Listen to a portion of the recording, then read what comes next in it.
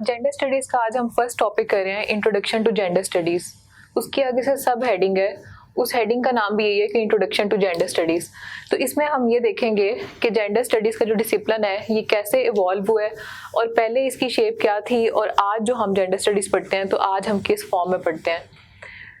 इसमें सबसे पहले ये है कि पहले ये सब्जेक्ट जेंडर स्टडीज़ नहीं था, ये पहले सब्जेक्ट वुमेन स्टडीज़ था। वुमेन स्टडी जो सब्जेक्ट है ये तकरीबन जब सेकेंड वेव ऑफ फेमिनिज्म, जिसका टाइम पीरियड तकरीबन 1960 से 1988 तक है, तो उससे ये ओरिजिनेट होती है वुमेन स्टडी का एक separate as a separate discipline. तो एज अ सेपरेट डिसिप्लिन जब ये ओरिजिनेट होती है तो इसके पीछे जो रीजंस हैं थोड़ा सा हम उनको एनालाइज कर लेते हैं। जब ये ओरिजिनेट हुई तो ये mainly as a critic originate हुई। एज अ क्रिटिक का मतलब ये है कि जब वुमेन की पार्टिसिपेशन एजुकेशन में हुई तो उन्होंने देखा कि जो वुमेन फिलोसोफर्स हैं या वुमेन सोशियोलॉजिस्ट हैं या औरतों की जो ओवरऑल लाइफ है उसके ऊपर इतना ज़्यादा डाटा नहीं है, उसके ऊपर इतनी ज़्यादा इंफॉर्मेशन नहीं है और वुमेन रिसर्चर्स बहुत कम है। तो उन्होंने हिस्ट्री, इंग्लिश लिटरेचर, इन सब्जेक्ट्स पे क्रिटिक की कि ये वुमेन को इंक्लूड नहीं करते, ये वुमेन को अपने स्फीयर से एक्सक्लूड कर देते हैं। तो उस पर फिर आप देखते हैं कि सेकेंड वेव ऑफ फेमिनिज्म के साथ ही ये women study as a separate subject originate करता है। क्रिटिकल रिस्पॉन्स इन एकेडमिया के जो भी सब्जेक्ट्स थे उस पर इन्होंने क्रिटिक की। फिर इन्हें ये फील हुआ कि ये बहुत ज़रूरी है कि औरतों के लाइफ के मुतल्लिक नॉलेज ऐड किया जाए इन सब्जेक्ट्स में, ताकि ये एक पूरी जो सोसाइटी है, सोसाइटी में अगर 50% औरतें हैं तो उनको हम एक्सक्लूड नहीं कर सकते। उनकी लाइफ के मुतल्लिक उनकी जो परेशानियां हैं या जो भी वो जो उनके एक्सपीरियंसेस हैं वो इसमें ऐड होने चाहिए। जो मेन इसमें एज अ सेपरेट जब ये सब्जेक्ट ओरिजिनेट हो रहा था तो इसमें क्या क्या स्टडी किया जाता था, क्या क्या देखा जाता था, उसमें पास्ट औरतों के जो पास्ट में उनकी जो कंडीशन थी वो प्रेजेंट में वो कैसे ज़िंदगी गुजार रही हैं वो देखा जा रहा था। और साथ में सोशल रिलेशनशिप का मतलब ये है कि वुमेन और मैन का आपस में रिलेशनशिप क्या है। अगर वो रिलेशनशिप स्ट्रेंड है तो उसके पीछे रीजंस क्या हैं, जिसमें पेट्रियार्कल सोसाइटी आ जाती है, पेट्रियार्की आ जाती है। तो ये चीज़ें उन्होंने मेन अपने कोर्स में इंक्लूड की, वुमेन स्टडीज़ के कोर्स में, कि हमने ये चीज़ें पढ़नी है। एक जो चीज़ जो वुमेन स्टडी के कोर्स में स्टार्ट से ही इंक्लूडेड थी वो इन दो वर्ड्स का यूज़ था, एक सेक्स और दूसरा जेंडर। इन दो वर्ड्स को इस तरह से यूज़ किया जाने लगा कि सेक्स एक बायोलॉजिकल डिफरेंस है कि बायोलॉजिकली हम या तो मेल हैं या फीमेल हैं, लेकिन जो जेंडर है, मैस्कुलिनिटी या फेमिनिनिटी, तो ये इम्पोज्ड है, ये एक सोशल कंस्ट्रक्शन है। जो हमारे इर्द गिर्द लोग हैं वो ये इम्पोज करते हैं कि आपने जो एक फीमेल है उसने फेमिनिन वे से बिहेव करना है और जो एक मेल है उसने मैस्कुलाइन वे पे बिहेव करना है। तो वुमेन स्टडी के स्टार्ट में ही इन दो चीज़ों को मेन फोकस किया गया। फिर 1980 में ये इसका एक सेपरेट मास्टर्स जो है इस फील्ड में कराया जाने लगा। कहाँ पे? यूनिवर्सिटी ऑफ कैंट, यूके में। तो इसी तरह फर्स्ट मास्टर स्टार्ट हुआ, उसके बाद फिर पीएचडी इस कोर्स में कराई जाने लगी। सेपरेट वुमेन सेंटर्स बनने लग गए डिफरेंट यूनिवर्सिटीज़ में। तो उन वुमेन सेंटर्स का मकसद क्या होता था कि वहाँ पे women study as a separate discipline पढ़ाई जाती थी। फिर इसमें एक और जो एक साइड पे जो चीज़ आती है वो ये आती है कि वुमेन स्टडी को एज अ सेपरेट डिसिप्लिन भी पढ़ते थे और इसको डिफरेंट बाकी डिसिप्लिन्स में इसको इंटीग्रेट भी कर दिया गया। जैसे हिस्ट्री में इससे मुतल्लिक बताया जाने लग गया या इंग्लिश लिटरेचर में इससे मुतल्लिक बताया जाने लग गया। तो ये एक बहुत बड़ी सक्सेस थी क्योंकि पहले ये बिल्कुल भी एज अ डिसिप्लिन एग्जिस्ट नहीं करता था और ये फिर अचानक सेकेंड वेव से 1960s में 70s में ये इतना डेवलप हो गया कि इसमें separate master programmes, PhD programmes और डिफरेंट कोर्सेज ऑफर किए जाने लगे, जिसमें ये फेमिनिस्ट थी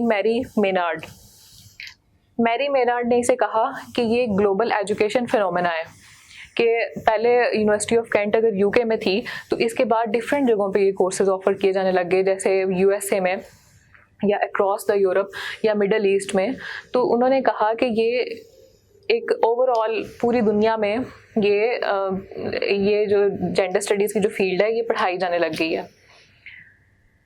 और इसमें फॉर्मल और इनफॉर्मल दोनों तरह की चीज़ें आ जाती हैं।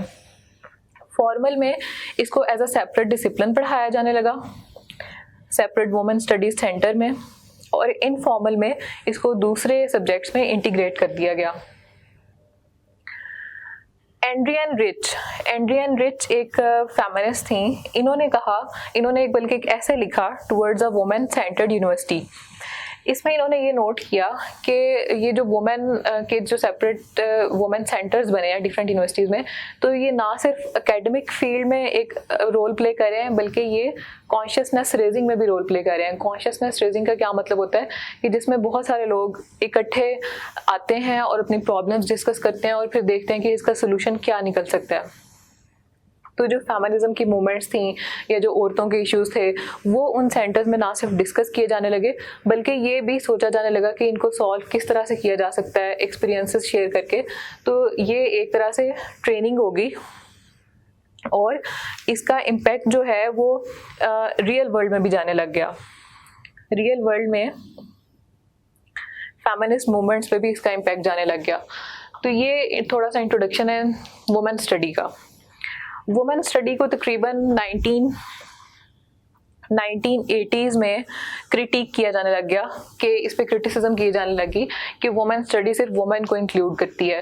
तो एक ज़्यादा न्यूट्रल जो टर्म है जेंडर स्टडीज़ वो आने लग गई। जेंडर स्टडीज़ में ना सिर्फ वुमेन को इंक्लूड किया जाता था बल्कि जेंडर स्टडीज़ में मेल्स को, फीमेल्स को और जो क्वियर नेशन है, क्वियर जो लोग हैं उनको भी इंक्लूड किया जाता था। LGBTQ को भी इंक्लूड किया जाता था। 1980s में इस पे क्रिटिक हुई और 1990 में वुमेन स्टडी को रिप्लेस करके इन्होंने जेंडर स्टडी का इसे नाम दे दिया कि हम एक जेंडर न्यूट्रल वर्ड की तरफ जाते हैं जहाँ पे हम सिर्फ औरतों के मसले को आइसोलेशन में ही स्टडी ना करें बल्कि ये देखें कि मर्द और औरत का आपस में रिलेशन क्या है और उसको फिर देखें कि किस तरह से ये औरतों पे ऑपरेशन का बायस बनता है। तो ये इसकी थोड़ी सी डेवलपमेंट है जेंडर स्टडीज़ की, जेंडर स्टडीज़ किस तरह से डेवलप हुआ। इंट्रोडक्शन टू जेंडर स्टडीज़ का ऐसा क्वेश्चन नहीं आता पेपर में, लेकिन जो क्वेश्चन आता है वो तकरीबन 3 साल क्वेश्चन रिपीट होता रहा है कि difference between gender studies and women studies. तो उसके लिए ये थोड़ी सी बेसिक्स पता होना ज़रूरी है। नेक्स्ट जो टॉपिक है वो है multi disciplinary nature of gender studies. इसमें हम बेसिकली ये देखते हैं कि जेंडर स्टडीज़ किन किन चीज़ों को इनकॉर्पोरेट करती है। जेंडर स्टडीज़ का हम अगर फर्स्ट करें कि ये जेंडर स्टडीज़ का डिसिप्लिन है तो ये हिस्ट्री को कैसे ये ओवरलैप कर रहा है, साइकोलॉजी को कैसे ओवरलैप कर रहा है, बायो को कैसे ओवरलैप कर रहा है, और इसमें क्या इसकी जेंडर स्टडीज़ की ऐसी क्या खसूसियत है कि जो वो इन सारी चीज़ों को साथ लेके चलता है। अब अगर हम कोई कॉमन टॉपिक भी लेते हैं तो आपको पता है कि वो सिर्फ एक फील्ड में फॉल नहीं करता, वो काफ़ी सारी फील्ड में फॉल करता है। जैसे अब जेंडर स्टडीज़ का देखें तो जेंडर स्टडीज़ का सोशियोलॉजी के साथ लिंक बन रहा है। जो हम डिफरेंट थेरीज पढ़ते हैं, सोशल कंस्ट्रक्शन ऑफ जेंडर पढ़ते हैं, तो उसमें हम देखेंगे कि सोशियोलॉजी किस तरह से इसको सोशल जो साइंटिस्ट हैं वो इसको किस तरह से लेके चलते हैं जेंडर डिफरेंसेस को। दूसरा जो हम देखते हैं दूसरी फील्ड जो है वो बायो है। तो बायो का जो कंट्रीब्यूशन है वो हम देखते हैं कि जेंडर स्टडीज़ में किस तरह से है।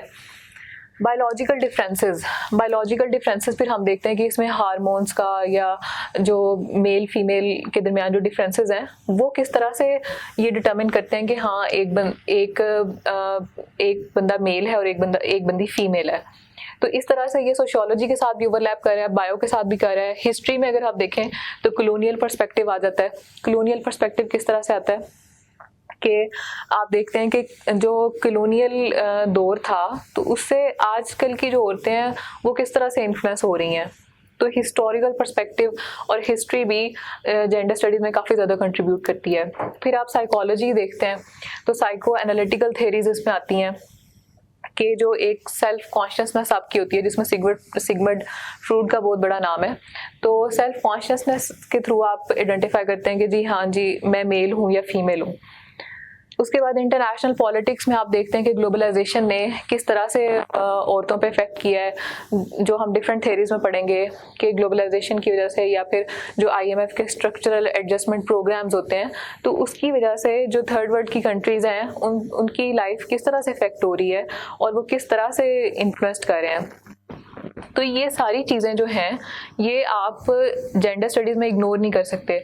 जेंडर स्टडीज़ इनके साथ ओवरलैप करती है और ये सब डिसिप्लिन्स फिर आप इनमें पढ़ते हैं। अब इसमें दो टर्म्स आ जाती हैं, एक आती है इंटरडिसिप्लिनरी और एक आती है मल्टी डिसिप्लिनरी।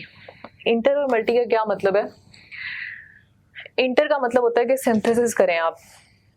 फर्ज करें कि हमने बहुत सारे ये चारों सब्जेक्ट्स ले लिए और इनको मिला के एक नई चीज़ बनाई जेंडर स्टडीज़ में, एक नई थेरी बनाई, एक नया कॉन्सेप्ट दिया, तो उसको आप कहेंगे कि ये इंटरडिसिप्लिनरी नेचर है जेंडर स्टडीज़ की। इसमें आप इंटीग्रेट कर देते हैं, इसमें आप चीज़ों को मिला देते हैं। तो और दूसरी तरफ अगर आप देखें कि मल्टी डिसिप्लिनरी का क्या मतलब है, तो मल्टी डिसिप्लिनरी में सारी चीज़ें एग्जिस्ट तो कर रही हैं लेकिन वो एज अ पैरेलल एग्जिस्ट कर रही हैं, आप उनको मिला के कोई एक नई चीज़ नहीं बना रहे, उनकी आपस में कोलैबोरेशन नहीं कर रहे, उनको आपस में इंटीग्रेट नहीं कर रहे। तो ये इन दो चीज़ों का फ़र्क है। जेंडर स्टडीज़ जो है वो बहुत इंटरडिसिप्लिनरी भी है और मल्टी डिसिप्लिनरी भी है। इसमें जब हम डिफरेंट अप्रोचेस देखते हैं तो वो इंटरडिसिप्लिनरी के थ्रू हम एक नई चीज़ें बनाते हैं, लेकिन जब हम रिजल्ट्स की बात करते हैं तो उसमें हम चीज़ों को पैरेलल लेके चलते हैं और उसमें हम चीज़ों को इंटीग्रेट नहीं करते हैं जेंडर स्टडीज़ में। तो इस वजह से ये दोनों चीज़ें हैं। इंटरडिसिप्लिनरी नेचर जो इसकी है उसमें हम क्या करते हैं कि उसमें डिफरेंट इन्फ्लुएंसेस ले लेते हैं और उसको फिर देखते हैं कि हर चीज़ का जेंडर डिफरेंसेस में, जेंडर की आइडेंटिफिकेशन में क्या रोल है। कैसे फर्ज करें कि हमने क्लास का ले लिया। अब क्लास को हम देखेंगे कि जो डिफरेंट तरह के अपर क्लास वुमेन है, लोअर क्लास वुमेन है, तो उनकी लाइफ पे ये चीज़ क्लास जो है वो किस तरह से इफेक्ट डालती है, वो किस तरह से उनको ऑप्रेस करती है। दूसरी साइड पे अगर हम एथनिसिटी ले लें तो एथनिसिटी में फिर हम देखते हैं कि एथनिसिटी किस तरह से मज़ीद लाइफ मुश्किल बना रही है। उसके अलावा रेसिज्म जो है वो भी, उसमें भी हम देखेंगे कि रेस है वो किस तरह से औरतों की लाइफ को अफेक्ट करती है। एज और उसके अलावा सेक्सुअलिटी आ जाती है, जिसमें ट्रांसजेंडर्स पीपल आ जाते हैं।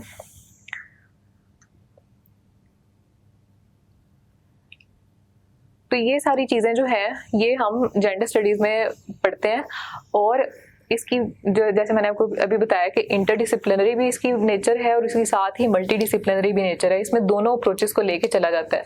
तो ये दो टॉपिक्स हैं और इसमें हमने पहले इंट्रोडक्शन पढ़ा थोड़ा सा और उसके बाद हमने जेंडर स्टडीज़ की थोड़ी सी नेचर पढ़ी है। ये ऐसा क्वेश्चन पेपर में नहीं आता, लेकिन इसको थोड़ा सा क्योंकि ये सिलेबस में मेंशन है तो इस वजह से इसको पढ़ना इम्पोर्टेंट है।